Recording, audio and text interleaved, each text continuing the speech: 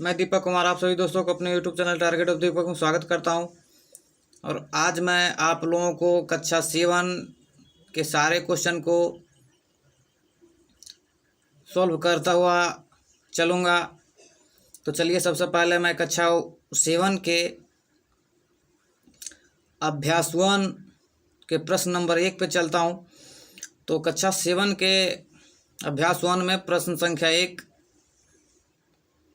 में क्या पूछ रहा है, देखिए 2, 7, 8, 5, 6, 4, 0, 8 और 3 में 8 के स्थानीय मान का अंतर पूछ रहा है। ठीक है दोस्तों, तो स्थानीय मान 8 इस संख्या में देखिए, किसी भी संख्या में देख लेना है कि जिसका स्थानीय मान पूछ रहा है वो कहाँ पे है। तो 1 8 यहाँ पे है और 1 8 यहाँ पे है आपका। तो स्थानीय मान दोस्तों वो होता है, स्थानीय मान किसी भी संख्या का स्थानीय मान पूछे तो वो संख्या सबसे पहले हम लिख देंगे। तो 8 हम लिख दिया और 8 के बाद गिन लेंगे कितने संख्या हैं। तो 1 8 यहाँ पे है, तो इसके बाद कितने संख्या है, 1 2 2 3 4 5 6।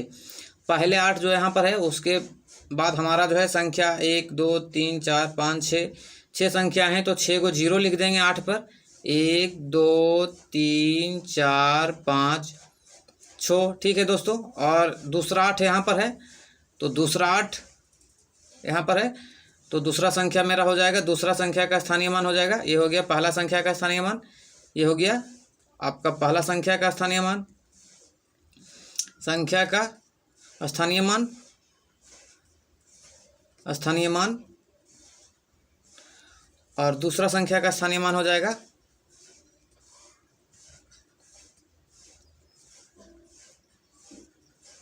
दूसरा संख्या का स्थानीय मान हो जाएगा आपका, यहाँ पे 8 है तो ये 8 हो गया। उसके बाद कितने संख्या हैं देखिए, आप खुद ही गिन लीजिए। 8 के बाद एक संख्या है तो 1 0 हम इस पर लिख देंगे।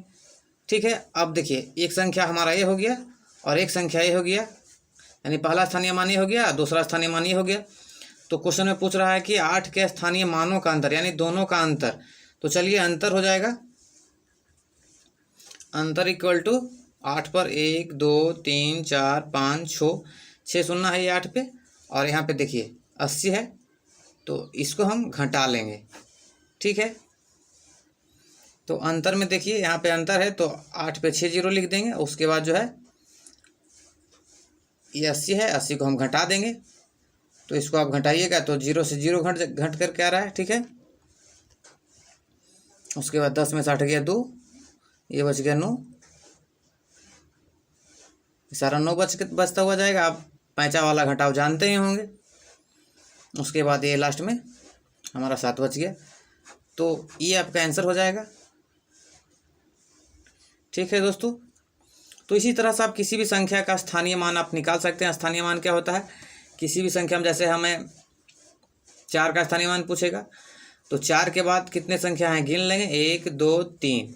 4 के बाद 3 संख्या है तो 4 पे 3 0 लिख देंगे, वही मेरा स्थानीय मान हो जाएगा। इसी तरह से हम आपको जातीय मान के बारे में अगला वीडियो में बताएंगे। तब तक कि आप हमारे वीडियो को लाइक और शेयर करें। धन्यवाद।